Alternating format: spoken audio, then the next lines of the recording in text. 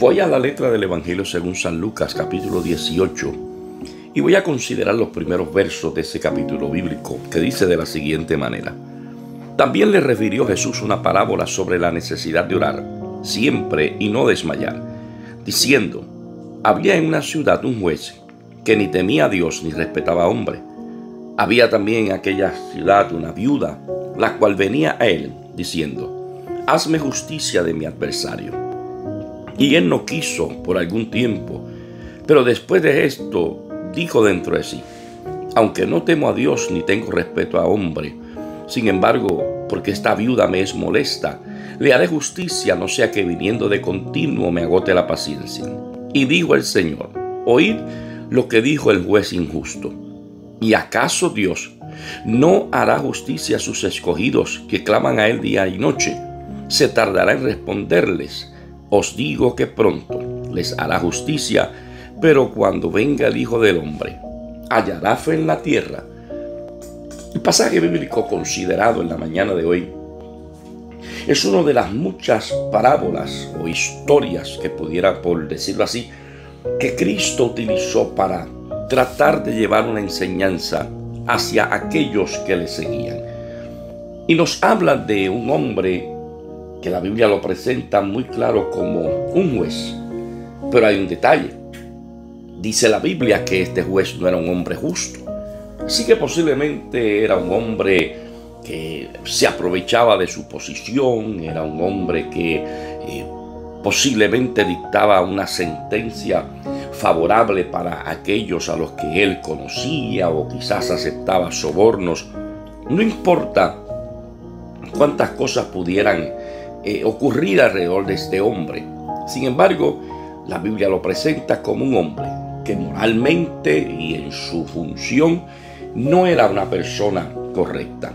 Sin embargo, el evangelista Lucas nos está presentando esta parábola que Jesús le enseña a sus discípulos para que ellos pudieran entender, y nosotros ahora en el tiempo presente, pudieran entender lo importante que era la oración.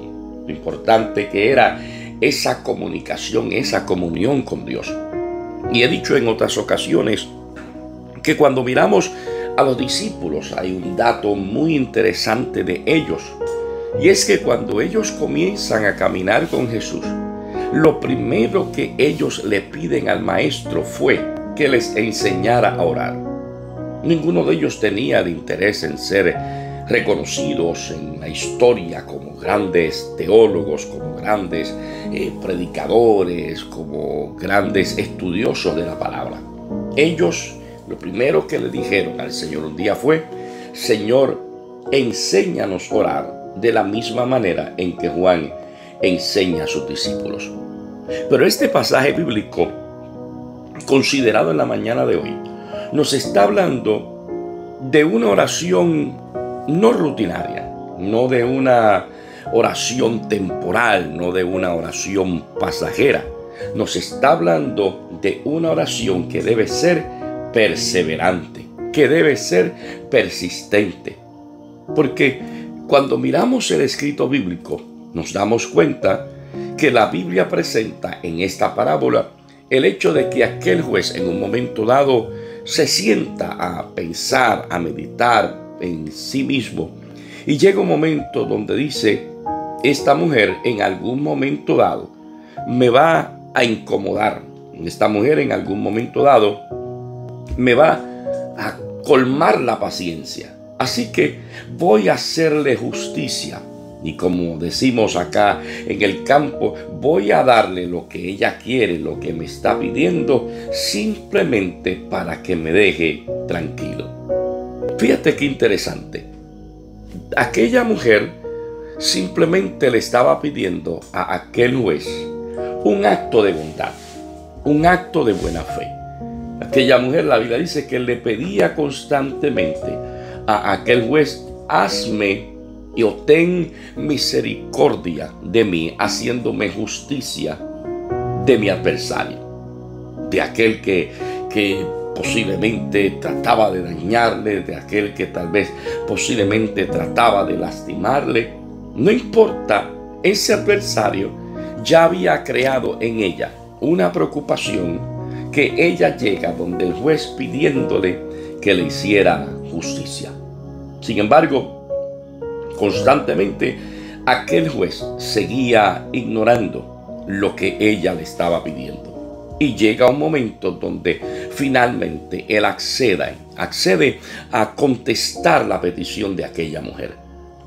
Nosotros tenemos que entender como creyentes que no sabemos lo que el mañana nos depara. No sabemos lo que el futuro nos trae. Vivimos el hoy por gracia y por misericordia de Dios, con la promesa de que cada día trae su propio afán.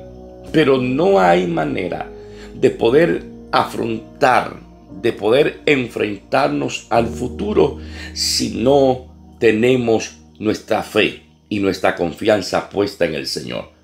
Por eso es que el escritor de Hebreos en el capítulo 11 y verso 1 dice que es pues la fe, la certeza de lo que se espera y la convicción de lo que no se ve. En un mundo que está caóticamente enfermo, en un mundo que no importa la parte que sea, no importa el país que sea, no importa la distancia que haya, nuestro mundo va en decadencia. Un mundo violento, un mundo donde gobierna la anarquía, el desorden, un mundo donde gobierna la inmoralidad, donde vivimos en el tiempo donde se le llama malo a lo que es bueno y a lo que es bueno se le llama malo. Ese es el tiempo que nos ha tocado vivir. Y cada día se complica, cada día es más peligroso y necesitamos tener nuestra fe puesta en el Señor.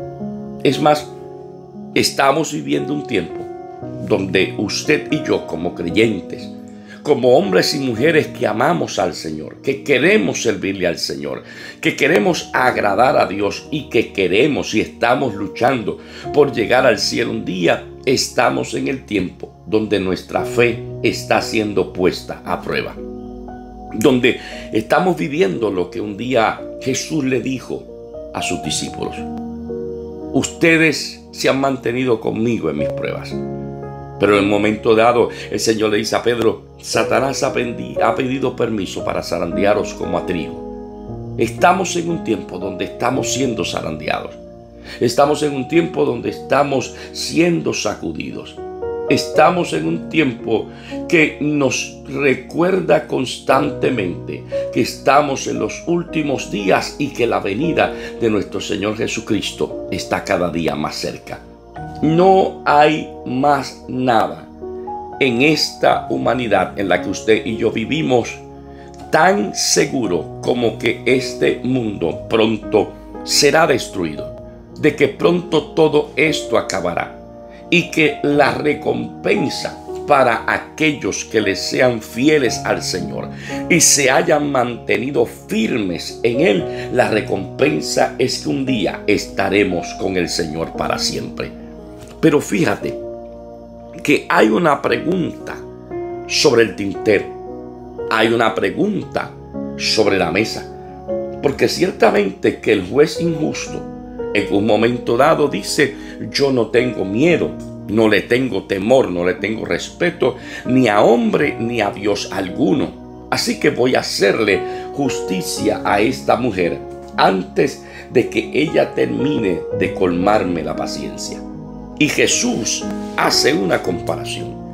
Si este hombre, siendo injusto, decide hacerle justicia a esta mujer, ¿cuánto más no hará mi Padre que está en los cielos para hacer justicia a sus escogidos, a aquellos que claman a Él día y noche? ¿No estará Dios dispuesto? Es lo que está diciéndole Jesús a sus discípulos. ¿No estará mi Padre dispuesto a contestar la oración, la plegaria de aquellos que me buscan? Ciertamente que a medida que tú y yo intensificamos nuestra búsqueda con el Señor, nuestra relación con el Señor, nuestra consagración con Él, y entendemos que mientras más nos acercamos a Él, a través de nuestra oración, de nuestra búsqueda, de nuestra consagración, más nos vamos alejando de este mundo y de su destrucción, la cual es inevitable. Porque ciertamente que el escritor bíblico dice que llegará un momento donde disfrutaremos de cielo nuevo y de tierra nueva. Sin embargo, la pregunta que el Señor está haciendo, y es la que debe ponernos a pensar, porque el Señor está diciendo: yo voy a hacer justicia a mis escogidos.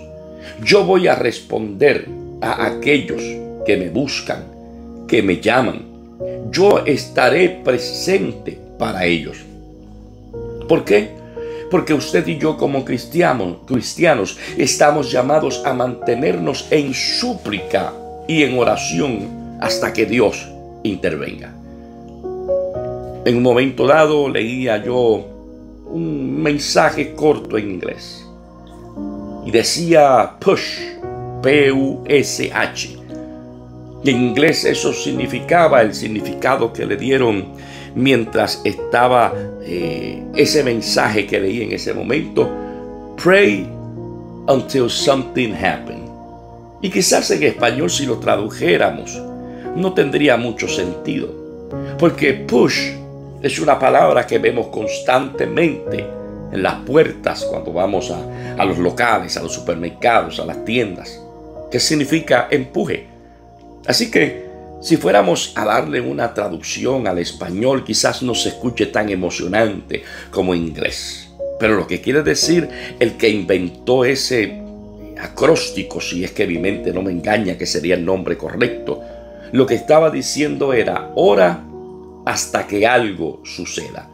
Y tú y yo estamos llamados a mantenernos en súplica, en oración, hasta que Dios haga algo. Daniel se mantuvo orando hasta que Dios contestó su petición. Job se mantuvo confiando en aquel a quien él le había creído, diciendo: he aquí, aunque él me matare, en él esperaré, y delante de él defenderé mis caminos.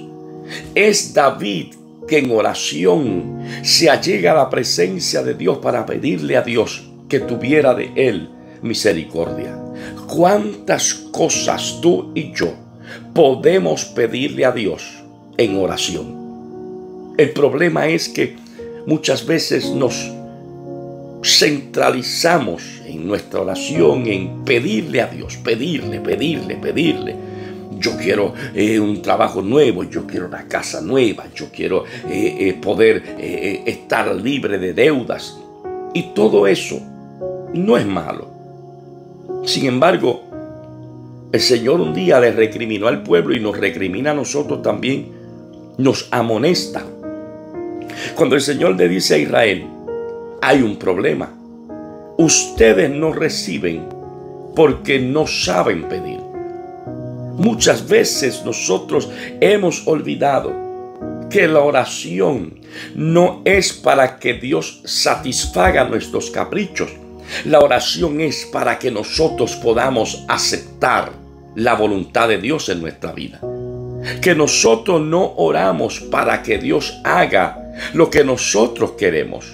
Nosotros oramos para que se haga su voluntad, para que el propósito de Dios sea cumplido. Y en un tiempo como el que vivimos, Dios nos está invitando, nos está convocando a que nos acerquemos a Él cada día más a través de nuestra oración y de nuestra súplica. Por eso es que decía al principio de mi reflexión esta mañana que esta oración de la viuda no era una oración ocasional, sino que era una oración persistente, perseverante, porque ella decía: si Él no me contesta hoy, me contestará mañana; si no me contesta mañana, me contestará al otro día. Pero aquella mujer entendía que su perseverancia, que su persistencia, lo que para el juez se convertía en una molestia, era lo que a fin de cuentas le abriría la puerta para recibir lo que ella necesitaba: justicia. Y Dios está diciendo: yo voy a ir mucho más lejos que ese juez. Porque ese juez lo hizo porque estaba molesto, cansado de recibir la visita de aquella viuda. Sin embargo, Dios lo hace por amor a usted y a mí, los escogidos, los que le amamos, los que le buscamos de día y de noche. Pronto Él hará justicia. Debemos enfrentarnos al futuro con fe. Y como he dicho en muchas ocasiones, no hay razón por preocuparse por el futuro, porque algo es seguro. Yo no sé lo que depara el futuro, yo no sé lo que trae el día de mañana, pero la seguridad es la siguiente: que cuando yo llegue al futuro, que cuando yo llegue al día de mañana, ya Dios estará ahí. Es ahí donde tenemos que recordar que solamente la fe es la que nos inspira a persistir a pesar de las dificultades. Es nuestra fe la que nos permite persistir por encima de los obstáculos y de la oposición. Es una fe que debemos pedirle a Dios a nuestra vida, que Él la ponga, la imparta a nuestra vida, que Dios nos dé esa fe para vencer las dificultades, los obstáculos, la oposición. Y es una fe que debemos ejercitar cada día de manera perseverante y persistente, recordando que nosotros no vivimos por lo que vemos, sino por lo que creemos. No andamos por vista, nosotros andamos por fe. Cuando andamos por fe, vivimos creyendo que Dios cumple sus promesas y que nosotros confiamos en cada una de esas promesas. La pregunta de el final de estos versos bíblicos considerados en la mañana de hoy debe hacernos pensar, porque es el Señor el que está diciendo en su palabra: y cuando el Hijo del Hombre venga, ¿hallará fe en la tierra?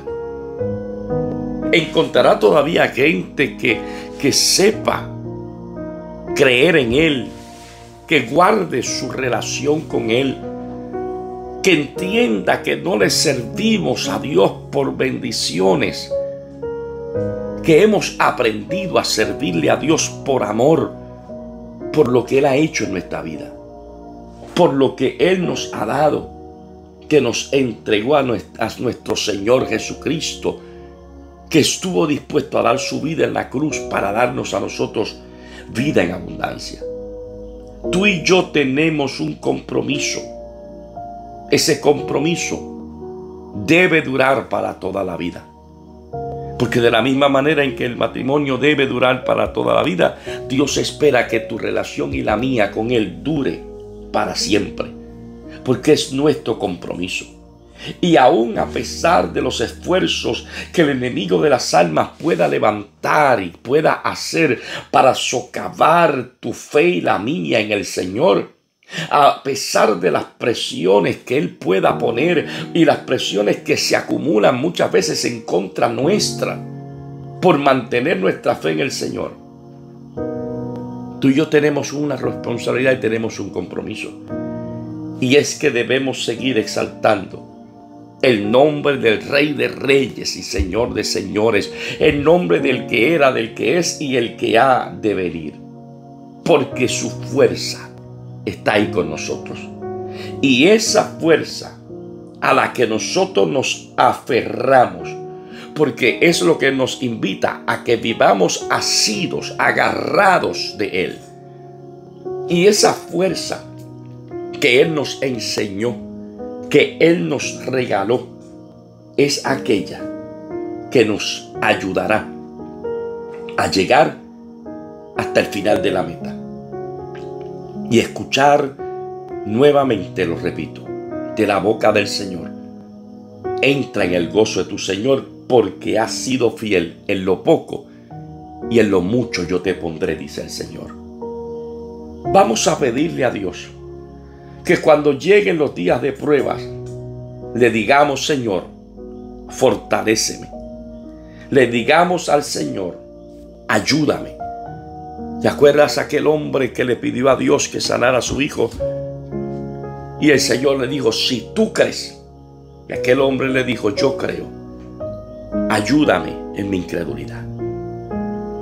Si todavía queda algo que esté todavía un poco incrédulo de lo que tú puedes hacer con mi hijo, aquel hombre le está diciendo: ayúdame a creer más en ti.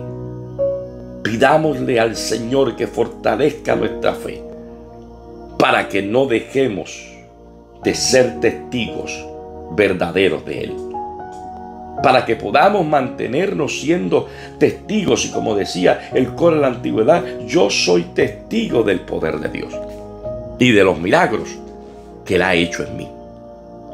Permita al Señor que si Él hiciera esa pregunta cuando Él regrese, y si Él preguntara si todavía hay alguien que tenga fe, tú y yo podamos levantar la mano y decir: Señor, todavía yo tengo fe en ti. Todavía yo creo en ti. Charles Kingsley decía un día: yo no quiero simplemente poseer una fe. Yo quiero tener una fe que me posea. No es cuestión de simplemente decir: yo tengo fe. Es que esa fe se convierta en el todo de mi vida y que esa fe me ayude a seguir hacia adelante hasta llegar al final del camino y recibir la justicia, el premio, el galardón que Dios tiene para aquellos que le aman. Lindo día, bendiciones en el Señor.